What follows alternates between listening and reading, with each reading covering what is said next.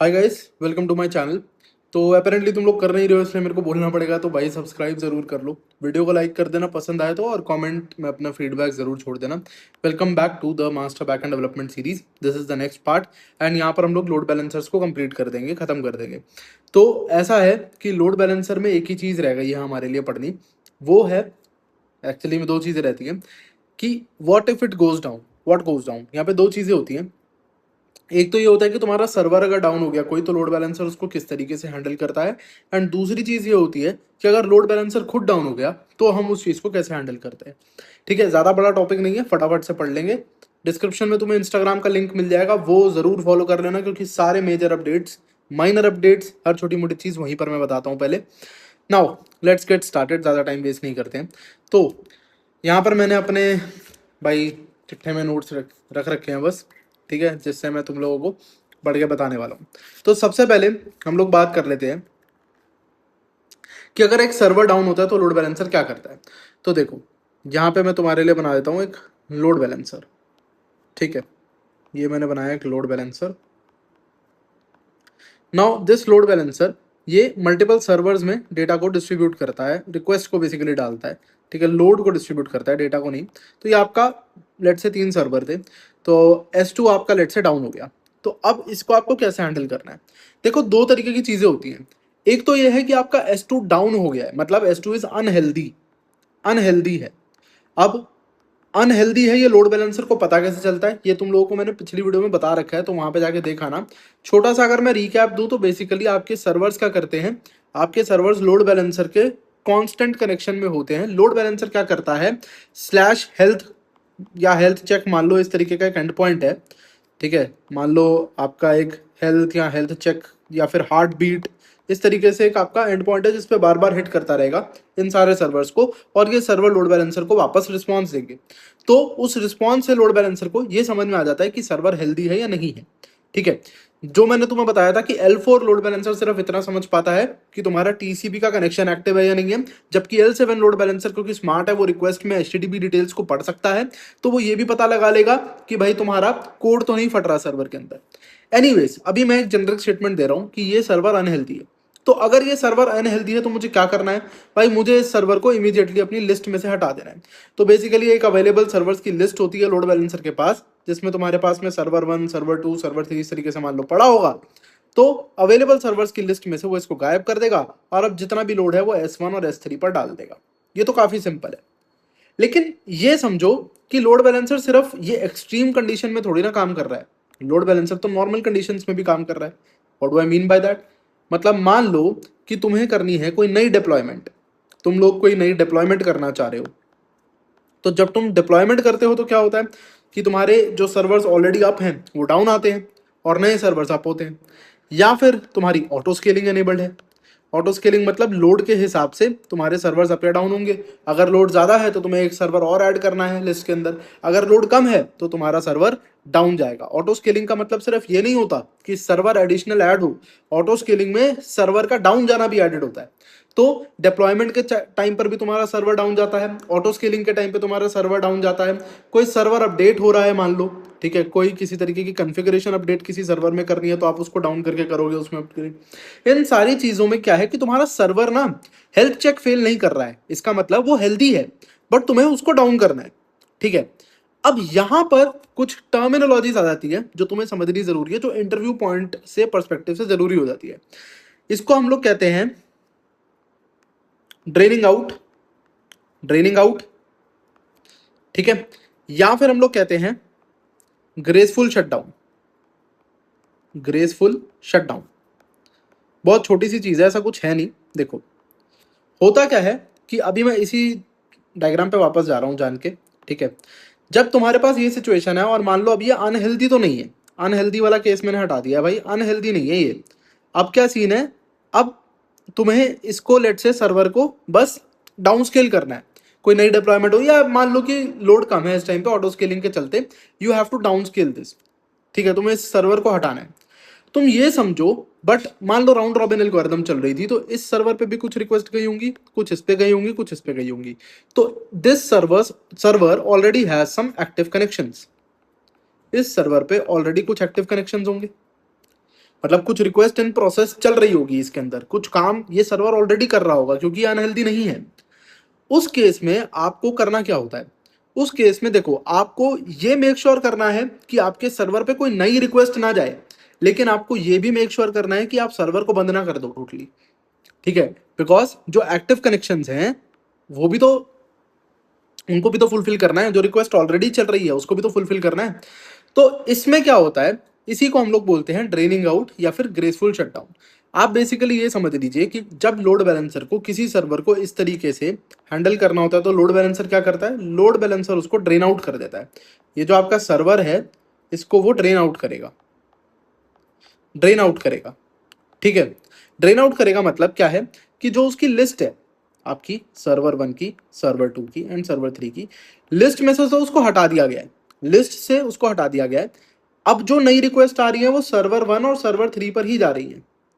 अब जो भी नई रिक्वेस्ट आ रही है वो सर्वर 1 और सर्वर 3 पर ही जा रही है, लेकिन इस सर्वर को हमने शट डाउन नहीं करा है, इस सर्वर को अभी हमने बंद नहीं करा है। तो यहां पर हम रखते हैं एक तुम्हारा draining time out, draining time out, या फिर इसको हम लोग डी रजिस्ट्रेशन डिले भी बोलते हैं, डी रजिस्ट्रेशन डिले। इसका सिंपल मतलब ये है, अभी आप इसको ये भी समझ सकते हो, देखो या तो आप इसको ऐसे समझ लो कि लिस्ट से हटा दिया लेकिन शटडाउन नहीं करा, या फिर इसको समझने का एक और तरीका ये होता है कि अभी लिस्ट से भी नहीं हटाया है, बस उसको ड्रेन आउट मार्क कर दिया गया, यानी कि अब अगर वो ड्रेन आउट मार्क है तो उस पर कोई नई रिक्वेस्ट ना जाए। तो मतलब अगर मेरे पास ये 3 सर्वर थे, ठीक है, S1 S2 एंड S3, और इसको मैंने मार्क कर दिया ड्रेन्ड आउट, इसको मैंने मार्क कर दिया है ड्रेन्ड आउट, तो अब कोई नई रिक्वेस्ट इस सर्वर पे नहीं जाएगी, हालांकि अभी मैंने इसको पूरी तरीके से लिस्ट से हटाया नहीं है। दैट्स इट, ऐसा भी समझ सकते हो दोनों। मतलब यार देखो ये लिस्ट वगैरह कॉन्सेप्ट होते हैं समझने के लिए। What you need to really understand is, दो चीजें हैं यहाँ पे। एक है कि उस सर्वर पे आप रिक्वेस्ट भेज रहे हो या नहीं भेज रहे, तो हम नहीं भेजेंगे अब। दूसरा, जो उस सर्वर पर ऑलरेडी चीजें चल रही थी उसका क्या, मतलब आपने सर्वर ही बंद कर दिया, अगर तो आपने सर्वर ही बंद कर दिया तो उस पर कुछ भी चल रहा था वो बंद हो जाएगा, लेकिन हम ऐसा नहीं कर रहे हैं। हम लोग उस सर्वर पे नई रिक्वेस्ट नहीं भेजेंगे, we are making sure of that, but we are also not shutting down the server. तो फिर ये टाइम आउट वाली चीज क्या है, ये टाइम आउट ये है कि अगर मान लो ये टाइम आउट हमने कॉन्फ़िगरेशन में सेट कर रखा है 60 सेकंड्स, तो हम लोग 60 सेकंड तक वेट करेंगे एंड 60 सेकंड बाद उस सर्वर को क्लोज करेंगे, बंद करेंगे। ऐसा क्यों है, टाइम आउट क्यों रखना जरूरी है, क्योंकि देखो ऐसा हो सकता है कि कोई रिक्वेस्ट मान लो फंस जाए, कोई रिक्वेस्ट आपकी फंस जाए इनफाइनाइट लूप में, इनफाइनाइट लूप में ना भी फंसे, मतलब कुछ ऐसा हो रहा है कि कोई रिक्वेस्ट ऐसी आ गई उस टाइम पे जब आपने शटडाउन करने का प्रोसेस स्टार्ट करा, जब आप ग्रेसफुल शटडाउन की तरफ गए, मतलब अब आपने उसमें नई रिक्वेस्ट तो भेजनी बंद कर दी, लेकिन एक ऑलरेडी रिक्वेस्ट उसमें आ रखी थी, ऑलरेडी ओल्ड रिक्वेस्ट उसमें आ रखी थी जो आपकी फंस जाए, जो किसी वजह से फंस जाए, ठीक है। जो मान लो कुछ भी यार रीजन हो सकता है कि कोई कोड ही फट गया, ट्रेस बैक दिया जा रहा है, दिया जा रहा है, ठीक है, या फिर डेटाबेस से कुछ लाने में बहुत टाइम लग गया, या फिर काफका में कुछ फंस गया जिसकी वजह से ये रिक्वेस्ट फुलफिल नहीं हो पा रही, राइट। तो ऐसा हो सकता है कि ये रिक्वेस्ट फंस जाए। अब अगर ये रिक्वेस्ट फंसी रह गई तो एक रिक्वेस्ट के फंसे रहने के चक्कर में आप सर्वर को कब तक अप रखोगे, तो कुछ तो आपको टाइम डिसाइड करना पड़ेगा। तो वो जो टाइम आप डिसाइड करते हो कि भाई इतनी देर में हम सर्वर को बंद कर देंगे, फिर चाहे कोई भी एक्टिव कनेक्शन ओपन हो वो क्लोज हो जाएगा, वो आपका डी रजिस्ट्रेशन डिले होता है। अब मैं बस आपको यही बोलना चाहूंगा, इन सब चीजों में ना, इन सारे कॉन्सेप्ट्स में कोई ये नहीं है कि ऐसा ही होता है, नहीं ऐसा नहीं है, because it all depends on architecture demand. आपके आर्किटेक्चर कैसा डिमांड करता है, आपकी एप्लीकेशन कितनी क्रिटिकल है कितनी नहीं है, उन सब चीजों पर डिपेंड करता है। अब यार देखो जैसे ये जो है डी रजिस्ट्रेशन डिले आप कितना रखोगे डिपेंड करता है, क्योंकि ऐसा हो सकता है तुम्हें पता है कि यार तुम्हारी ये जो एक एक रिक्वेस्ट है वो थोड़ा लंबा टाइम लेती है, वो कुछ एसिंक चीजें चल रही हैं, कुछ चल रहा है सर्वर के अंदर, कुछ असिंक्रोनस प्रोसेस चल रहा है। मान लो पीडीएफ बनाने का काम कर रहे हो, काफका से डेटा ला रहे हो, रेडिस ला रहे हो, ये कर रहे हो फलाना ढमकाना, तो you will keep it high, ठीक है। और ऐसा हो सकता है कि तुम्हें भाई पता है कि भाई ऐसे एकदम मतलब 500 ms 600 ms के अंदर ये सर्वर में रिक्वेस्ट सर्व हो जाती है, तो तुम इस डिले को बहुत बड़ा नहीं रखोगे, तुम शायद इसको 10 सेकंड रखो, 20 सेकंड रखो, 30 सेकंड रखो, इतना ही रखो, राइट। इस तरह से चीजें होती हैं। ऑल्सो तुम्हारा इस पर भी डिपेंड करेगा कि यार तुम एक्टिव कनेक्शंस को यदि क्लोज कर देते हो, यानी कि एक ऑन गोइंग रिक्वेस्ट को क्लोज कर देते हो, तो वो तुम्हारी एप्लीकेशन पे कितना क्रिटिकल फर्क डालता है। मतलब मान लो यार एक ट्रांजैक्शन हो रही है, अब मैं एक ट्रांजैक्शन की यदि बात कर रहा हूँ कि 500 रुपए की कोई ट्रांजैक्शन हो रही है, बैंक ट्रांजैक्शन हो रही है, और ये अगर फट गई बीच में, मतलब इसको क्लोज कर दिया मैंने, ग्रेसफुल टाइम आउट मारा, ये क्लोज हो गई, अगर ये रिक्वेस्ट एक्टिव जो थी ये क्लोज हो गई, तो तुम नहीं चाहोगे कि ये क्लोज हो, तो तुम चाहोगे तुम इसको ज्यादा से ज्यादा टाइम दो। अगर ये रिक्वेस्ट आई है, तुम्हें पता है भाई एक एवरेज ट्रांजैक्शन बहुत लेट भी होती है तो 5 सेकंड लेती है, तो तुम लोग कहोगे कि भाई मैं 30 सेकंड का ग्रेस वो रखता हूँ, टाइम आउट रखता हूँ, ताकि 30 सेकंड में तुम्हें को पता हो ही जानी है पूरी, क्योंकि और कोई नई रिक्वेस्ट तो आ नहीं रही, यही है, तो अगर ये अटकी भी तो ये पूरी हो जाएगी, तो तुम इस तरीके से डिसीजन लेते हो। ठीक है, तो इन चीजों में कुछ भी फिक्स्ड नहीं होता है, मैं वही तुम्हें बताने की कोशिश कर रहा हूँ। That's it. एक तो ये हो गया कॉन्सेप्ट। तो यहां पर हमने ये समझा है कि अगर एक सर्वर डाउन हो गया तो उसको हम कैसे हैंडल कर रहे हैं। एक तो अनहेल्दी है, अनहेल्दी है तो भैया तुम्हें एक्टिव कनेक्शंस बंद ही करने हैं, क्योंकि तुम्हें पता है कि तुम्हारी रिक्वेस्ट वैसे भी कुछ सर्व नहीं हो रही, फट रहा है सब कुछ, तो एक्टिव कनेक्शंस बंद कर दोगे, सर्वर को भी बंद कर दोगे उसी टाइम। दूसरा है कि अगर तुम डिप्लॉयमेंट कर रहे हो, ऑटो स्केलिंग हो रही है, या फिर कुछ भी इस तरीके का हो रहा है, सर्वर की कॉन्फ़िगरेशन में कुछ चेंज करना है, whatever you want to do, उस केस में तुम इसको कैसे हैंडल करोगे। तो हमने ग्रेसफुल शटडाउन के बारे में पढ़ा, या फिर हम लोग इसको क्या बोलते हैं, draining time out, D registration time out या डी रजिस्ट्रेशन डिले। ठीक है, ये सब कुछ। अब हम आ जाते हैं दूसरी चीज पे कि what if your load balancer itself goes down. तुम्हें ये पता है कि जो भी तुम्हारी रिक्वेस्ट आ रही हैं वो सारी लोड बैलेंसर पे आ रही थी, लोड बैलेंसर उनको अलग अलग सर्वर्स में डिस्ट्रीब्यूट करने का काम कर रहा था, अभी तक मैंने ये पढ़ा। ठीक है, but what if my load balancer itself goes down, तो क्या ये स्पॉफ नहीं हो गया। स्पॉफ क्या होता है, single point of failure, single point of failure. तो ये आर्किटेक्चर के हिसाब से सबसे खराब चीज होती है कि आपने एक ऐसा सिस्टम बनाया, एक ऐसा आर्किटेक्चर बना दिया जिसके अंदर आपने एक सिंगल पॉइंट ऑफ फेलियर डाल दिया है कि अगर ये बैठ गया तो पूरा आर्किटेक्चर बैठ जाएगा। तो अब ये कैसे होता है, अगर आपको इंटरव्यू में ये पूछा जाए तो आपको बोलना है एक वर्ड आंसर, अगर आपको ज्यादा नहीं खींचना है, यूज से कि load balancers provide high availability. ठीक है, that's it, HA, high availability लिख के दिखा देते हैं भैया, हाई अवेलेबिलिटी। लेकिन अगर तुमसे ये भी पूछा जाए कि कैसे, तो तुम बता सकते हो कि दो तरीके की कॉन्फ़िगरेशंस होती हैं। क्या कॉन्फ़िगरेशन होती है मैं बताता हूँ। एक होती है तुम्हारी एक्टिव एक्टिव कॉन्फ़िगरेशन, पहले एक्टिव पैसिव समझ लेते हैं, सॉरी एक्टिव पैसिव कॉन्फ़िगरेशन समझ लेते हैं पहले। ये क्या है भाई, active passive, active active English कैसे पढ़ाने लग गए, इंग्लिश नहीं पढ़ रहे हम। देखो यहाँ पे आपके पास में रिक्वेस्ट आ रही है, हम रखेंगे यहाँ पे दो load balancer, load balancer 1 and load balancer 2, लेकिन एक्टिव यही है। अगर एक्टिव यही है तो जो भी रिक्वेस्ट आ रही है वो यहीं आएगी रिडायरेक्ट होके।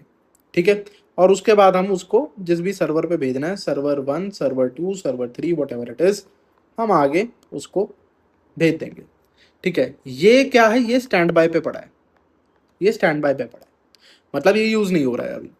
तो ये होता कैसे है कि भाई आपके ये जो दो लोड बैलेंसर हैं, ये हैं, एक एक्टिव में है, एक पीछे पड़ा हुआ है स्टैंड बाय में।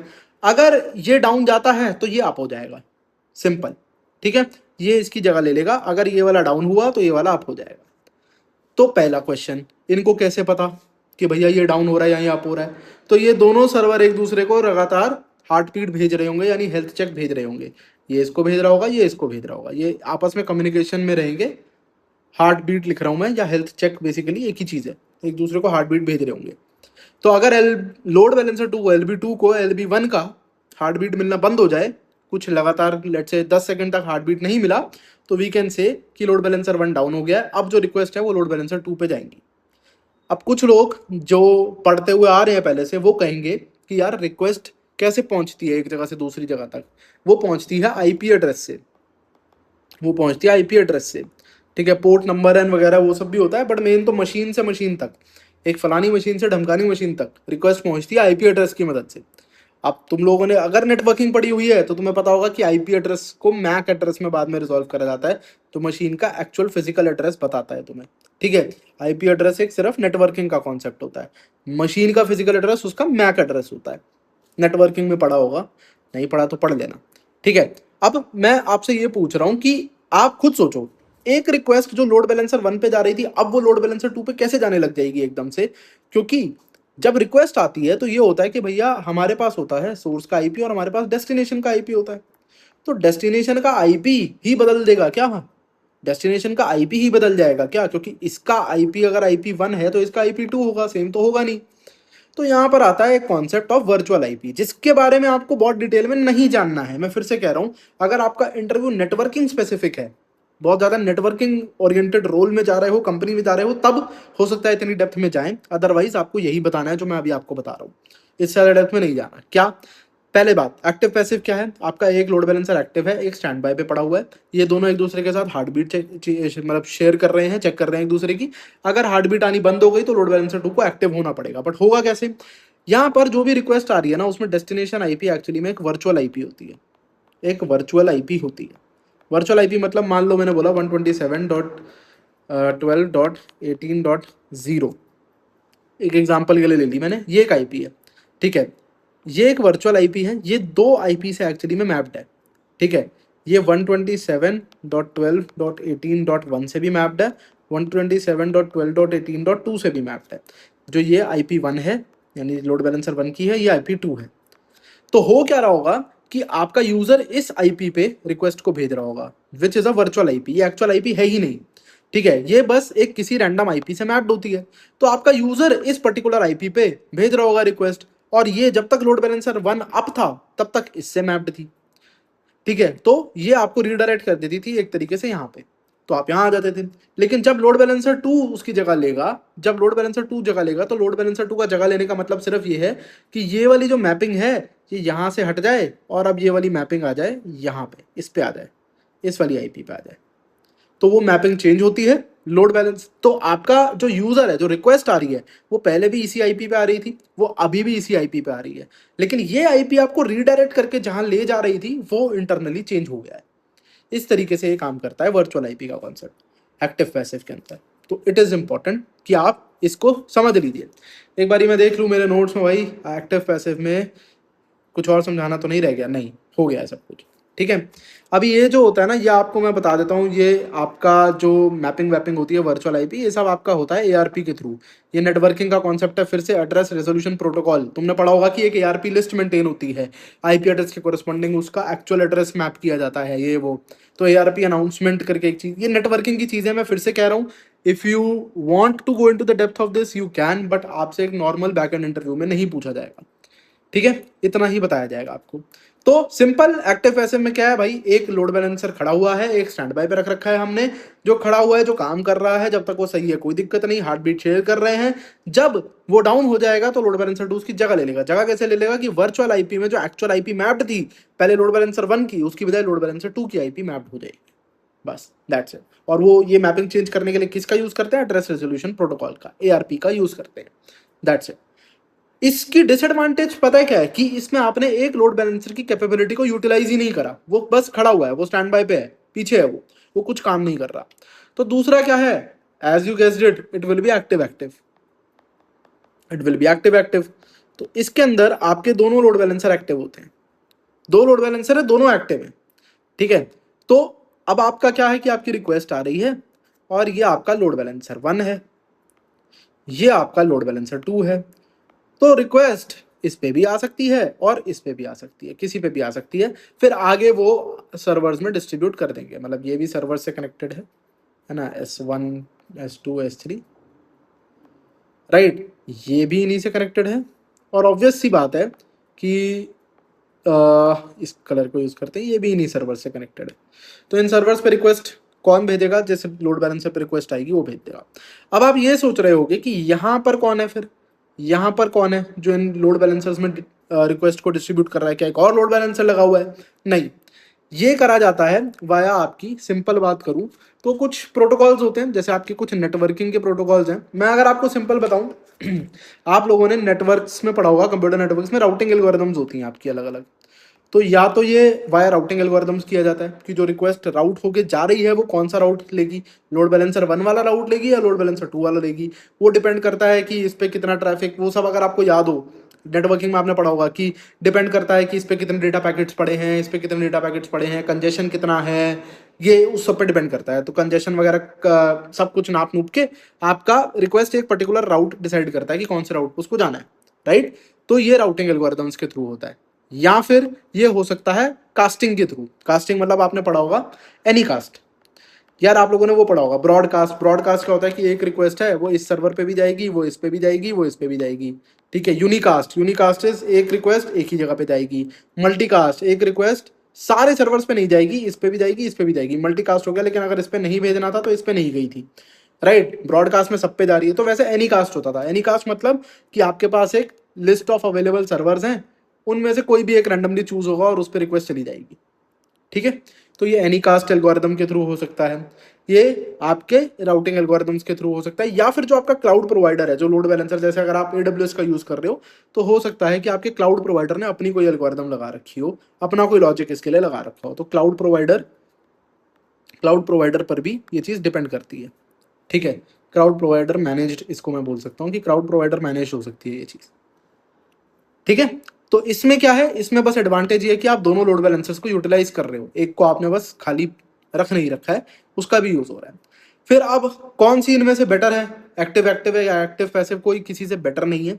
आपको लग सकता है कि यार इसमें दोनों लोड बैलेंसर यूटिलाइज हो रहे हैं, ये बेटर है, नहीं ऐसे नहीं है। देखो, क्योंकि आपका आर्किटेक्चर कितना कॉम्प्लेक्स है, आपको इस तरीके की क्योंकि यार आप, मैं बोल रहा हूँ ना, इसके लिए आपकी राउटिंग एल्गोरिदम्स आपको डिफाइन करनी पड़ेंगी, आपको कुछ ना कुछ करके क्लाउड प्रोवाइडर आपका मैनेज करेगा कि कौन से लोड बैलेंसर पे लोड जाए या ना जाए। तो इतनी सरदर्दी लेना, क्या आर्किटेक्चर आपका, क्या आपका सिस्टम इतना ज्यादा कॉम्प्लेक्स है कि आपको इतना कॉम्प्लेक्स आर्किटेक्चर बनाने की जरूरत है या नहीं है, उस पर डिपेंड करता है।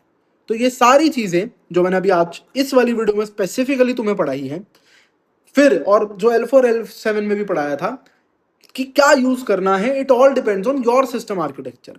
ये ऐसा नहीं है कि एक चीज दूसरे से बेटर है, बिल्कुल नहीं। आपको क्या यूज करना है आपके आर्किटेक्चर पर डिपेंड करेगा, ठीक है जी। तो यही था लोड बैलेंसर्स। अगली वीडियो से हम लोग बात करनी स्टार्ट कर देंगे एपीआई गेटवे के बारे में। I will see you guys in the next one. आप, फिर से बोल रहा हूँ, सब्सक्राइब कर लो, वीडियो को लाइक कर दो, कुछ भी रहे तो कमेंट कर देना, इंस्टाग्राम पे फॉलो कर देना। मैं आपसे मिलता हूँ नेक्स्ट वाले में। See ya, have a good day, bye bye.